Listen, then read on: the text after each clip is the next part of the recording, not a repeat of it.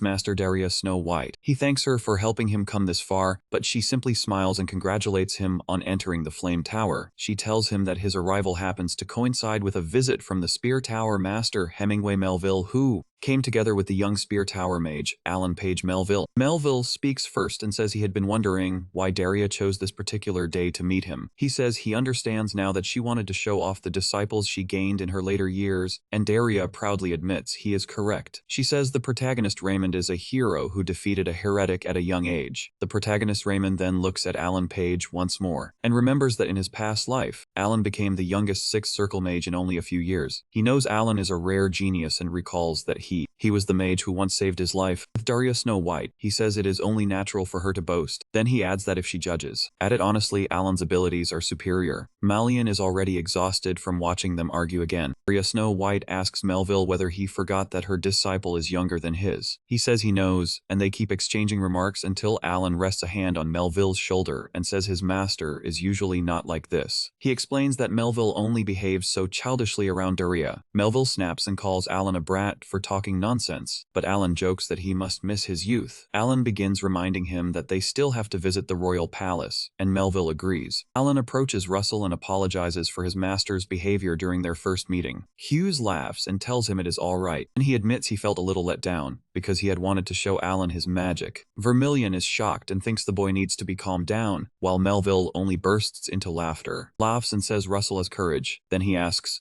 where that confidence comes from and lets his aura spread through the room. Russell is shaken by the Tower Master's power and says it feels like standing in the middle of an ocean. Melville laughs at his reaction and says he never expected to be surprised at his age. As he prepares to leave, he proposes a wager to Daria. This catches her by surprise. He says that if her disciple completely catches up to his within 5 years, he will give her one of his mythical relics. Daria looks satisfied and says, Russell hears this and recalls that mythical relics are artifacts from the forgotten age of myths. From what he knows, even the weakest among them contain mana close to the 7th circle. Daria says they should make it 3 years instead, leaving Melville stunned. She adds that if her disciple fails to catch up within 3 years, she will give him her own mythical relic. Master Melville laughs and warns her that she cannot take those words back now. She only smiles and tells him to prepare his artifact. At last, Melville leaves while telling Alan to follow him. Alan bows politely and tells the Master of Flame that they will take their leave, while Melville continues laughing. After they step outside, Alan asks whether betting a mythical relic was truly acceptable. He says it was not, which leaves Alan shocked. Master turns toward him and tells him to do everything possible and give it his full effort. Alan makes a troubled expression and says he feels like the older one between them. Meanwhile, Vermilion tells the protagonist that he truly cannot stay quiet even on his first day. He asks if Alan is his friend, and the protagonist apologizes. The boy begins to wonder whether he actually did something wrong. Later, Lady Daria speaks with Hughes and says Olsen told her he wants to help track down the cult members. Hughes confirms that he does. Master Daria says his timing is perfect because she has just received reports from their spies. They discovered traces of the cultists who attacked the academy, seen somewhere in Sudra, a neutral city. and appears to be trying to escape on his own. He remembers that Sudra is essentially a refuge for criminals, which may be why the man chose it. Master Daria adds that tracking him should be easier for Hughes since he has faced him before. She says the only problem is that the criminal is likely prepared to fight back. She asks whether he still intends to accept that danger. Organist surprises her by saying he will fulfill his duty as a guardian of the kingdom. She seems pleased with his answer and tells him he will depart the following morning. Then she says she will prepare a teleport gate and reminds him not to forget his supplies. The boy's delighted. She has granted him permission, and he believes this is the first step toward preventing Professor Hughes's death. Next morning, Russell travels to Sudra by carriage. Inside, he is surprised to find that they gave him 2 high-grade potions he could never afford to use. Hughes assumes his master must be concerned about him, even though she had given approval for the mission. Then he notices a building that makes him pause. It is the Louvre Museum. This is where his journey through time first began. He quickly heads toward the room, the same room where he had once seen the dragon heart. He tells himself he has been wondering all along why such an impossible miracle happened to him. His conclusion is that this chance was given so he could become stronger and protect more people. A mission appears telling him to obtain the dragonfolk's heart, with the reward still unknown. Another notice presents dragonization, a mission to summon a dragon's power at will for 3 intermediate stones. Russell understands that protecting the dragonfolk's heart means making a major Hughes contribution first, enough to receive something held by the royal family. It will be difficult, but not impossible. He checks the second mission and wonders what dragonization is supposed to mean. Seeing his confusion, the system begins to explain. To demonstrate, the system releases a strange wave of mana, and his eyes shift into those of a dragon. The protagonist remembers experiencing this sensation before when his magic erupted during a dangerous moment. He sees his reptilian eyes in the mirror and wonders whether the reflection is truly him. Later, that day he concludes this power must have awakened during the fire test, which is likely why he managed to survive. He wants to summon that feeling whenever he wishes. He also considers mixing dragonization with overheat. If he succeeds, it could become a finishing move close to the 6th circle. The issue is that he has no idea how to master it, since the power only awakens by itself when danger threatens him. Pepper hears him complain that the mission leaves no time for training and understands ordinary practice will not awaken dragonization. Then Pepper gets an idea and begins trying to pull him away. Russell keeps complaining, saying that no matter how intensely he concentrates, he cannot recreate that same feeling of danger. Pepper sees that he still refuses to move and starts getting annoyed. Suddenly, Russell feels a stream of fire graze his face. He springs up and sees Pepper growling in the dragon tongue. Hughes laughs and asks whether Pepper is offering to help him. Pepper grins and growls in response. Yes. Later, Russell sits calmly while Pepper rests on top of his head. Tries to enter the world of mana just as Lady Yahello had taught him. Before long, his mind reaches that place, and he remembers being there with Yahello once before. Time flows differently here than in the normal world, making it ideal for magic training. There is only one problem. The problem is that he has no one to spar with. He turns when something startles him. A gigantic dragon appears, and of course it is Pepper. Russell is stunned to see Pepper's true form. Pepper simply nudges him in a playful way. The protagonist thanks Pepper for helping, though he admits he feels uneasy about fighting him. Then he realizes Pepper has brought other spirit beings for him to battle, and he laughs, relieved that his worry had been pointless. One spirit resembles a man, and Russell smiles when he sees it. He snaps his fingers and asks Pepper for one favor. Meanwhile, inside a pub in Sudra, several spies report to their captain that the pagans have left the city and ask whether they should pursue them. Captain orders everyone to prepare to move out. He tells a man named Jackson to inform Delia that the situation has changed. Jackson acknowledges the order and warns everyone to stay careful. The captain smiles and says there is no need to worry. Then he adds that he heard a prodigy personally trained by Delia is coming to assist them. He says he will not let anyone take away his chance to enjoy this. Immediately after that, he orders his men to follow and sets out on the mission. 3 days later, at a Sudra hideout, Jackson realizes they need the Flame Tower prodigy to arrive quickly. He sends a crystal sphere report that the Flame Tower scouts are missing. Later, some men spot something odd in the street. They are surprised to see a young boy like Russell in a rough place such as Sudra. Sudra is a neutral city where criminals often gather to avoid the law. Hughes understands it would have taken far longer to reach Sudra without the royal city's teleport gate. Even with it, the journey still took a full week. Thanks to his image training inside the spirit realm, he continued practicing throughout the trip, and it felt as though several months had passed before he finally arrived. He recalls his battles in the spirit realm and how he finally learned dragonization. Afterward, the system informs him that he can now use a dragon's power at will, and his dragon horn will appear according to his current level. He is told that dragonization greatly strengthens his flame abilities. Even so, he knows there are still serious flaws to solve. He remembers fighting terrifying spirits there, and how his dragonization lasted only a few seconds. Then the monster slammed him into the ground. The first issue is that the power lasts just 15 seconds, and the second is the backlash. After using it, just like overheat, he becomes completely vulnerable for a short while. Russell walks along, a heavy club suddenly swings out in front of him. A man blocks his path and asks whether he is lost. The man says he can guide him if needed, but Russell says nothing, since it is obvious the man intends to rob him. The protagonist snatches the club from his hand and says it is quite a coincidence to meet him here. The surrounding men are left confused. After taking a beating, the cheerful thug obediently leads Russell to a place called Wyvern Tavern, just as he promised. The two bruised men bow politely and say they hope he had a. Hughes laughs inwardly, thinking these men are hopeless fools, then tells them to disappear. When he enters, he sees Jackson working behind the bar. As Russell takes a seat, Jackson asks what he would like, and the protagonist orders a red drake mixed with a 12-year Briggs. A man nearby bursts out laughing, calling him insane for choosing such a powerful drink. Russell knows that mixture could be dangerous, but in truth, it is a secret code used by the Fire Tower. Jackson understands it instantly and finds it hard to believe someone so young could be a divine agent of the Fire Tower. While preparing the drink, he wonders whether Hughes is far too young for this kind of mission. All of a sudden, a magical barrier forms around him. Jackson explains that it blocks sound, meaning no one nearby can hear their conversation. He introduces himself as a Red Tower mage assigned here, saying he has been working undercover as the manager of the Yellow Wyvern. Russell introduces himself as well, then suggests they continue elsewhere. Once outside, he asks about the scout, who disappeared 3 days earlier. Jackson confirms it is true, and says the last report they received stated that the scouts were heading toward the desert ruins while pursuing the sorcerer who attacked the boys. The protagonist asks whether they may have walked into a trap, but Jackson says those men are far too cautious for that. Hughes asks for a map to the desert ruins. Jackson questions why, and Hughes replies that he is going to rescue them. But Jackson warns him that the ruins are not a place to enter alone, especially since they lie near the Empire's border and are extremely dangerous. Hughes says it sounds like Jackson doubts him, but Jackson insists he should wait for backup. Then the protagonist releases his mana aura, leaving the man completely shocked. Jackson recalls hearing that Hughes had only just reached the 4th circle, yet the pressure from him feels like 5th level magic or higher. Worse, he controls it effortlessly, so Jackson cuffs under the strain and admits that he judged him too quickly, then says he will explain the way to the ruins. Russell smiles, realizing that his approach has worked. Elsewhere in Sudra, the sorcerer reports to high-ranking members of the heretical sect, saying he left traces exactly as ordered. The two hidden sorcerers praise him, saying they can already sense whoever comes to investigate. The next morning, Hughes heads for the desert ruins, drinking from his water bottle and wishing he had prepared better ice magic for the heat. The weather is so scorching that he pours water over his head to cool himself down. Eventually, he reaches the building in the middle of the desert ruins, where the men were last seen. He notices that the structure has many entrances and thinks that if his only goal were to find the cultists, he could simply destroy